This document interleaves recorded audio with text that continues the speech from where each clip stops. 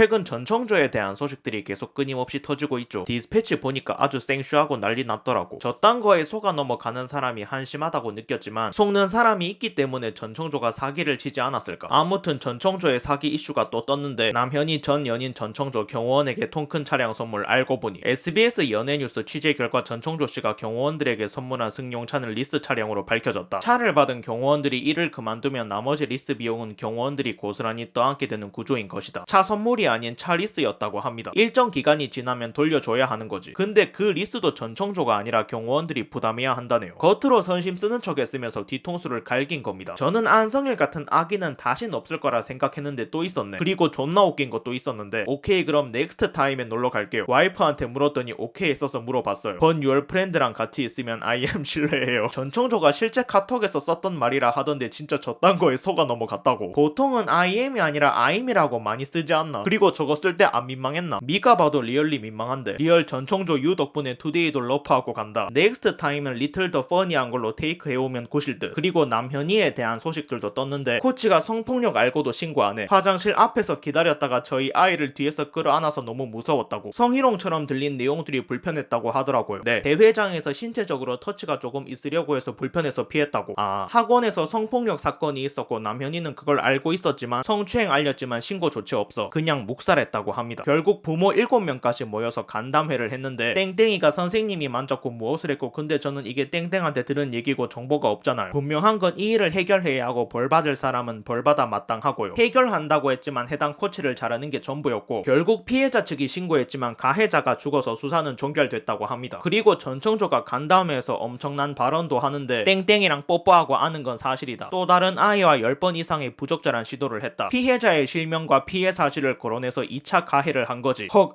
진짜. 땡땡이가 A 코치를 조금 끔찍해 한다는 표현을 썼어요. 부모들이 경악하지만 또다시 실명을 언급하며 2차 가해를 합니다. 피해 아동의 실명과 내용을 발설하면서 2차 가해까지 피해를 당했고 그리고 이런 말도 하는데 A 코치가 군대 갔다고 하세요. 최대한 어머님들이 입을 맞추죠. 그게 가장 적합하지 않을까. 전청조가 거짓말로 덮어버리려고 했던 거지. 왜 덮으려고 했을지도 짐작이 갑니다. 이 사건이 외부에 알려지면 1차적으로 펜싱 학원에 대한 이미지가 너무 안 좋아지니 원생들이 이탈해서 학원 운영에 차질이 생길 테고 2차적으로는 경찰 수사가 들어가면 전청조는 자신의 정체가 탄로날 수 있으니 어떻게든 덮어야 했겠지. 그래서 군대로 갔다고 입맞추자고 한 거고 서로 이해관계가 일치한 남현희와 전청조의 의기투합이 아니었을까. 그리고 하나 더 있었는데 남현희 동반 전청조 VIP처럼 경기장서 속에 수십억 투자 언급 펜싱 관계자 증언. 한 펜싱계 관계자는 26일 남현희가 전청조를 미국의 사업가로 펜싱협회에 소개하면서 1년에 30억을 투자하겠다고 이야기했다라고 전했다. 그러면서 전청조가 대회가 열리는 경기장을 다니면서 경호원을 대동했다. 엄청난 부를 가진 사람으로 알려졌고 협회의 고위 관계자들과 인사를 나누기도 했다라고 당시를 떠올렸다. 저런 걸 믿기로 또 돈 뜯어내려 했던 게 아니었을까. 더불어 당시 남현희와 전청조의 관계에 대해서는 그 당시에는 남현희가 전청조를 대표님이라고 불렀고 주위에도 그렇게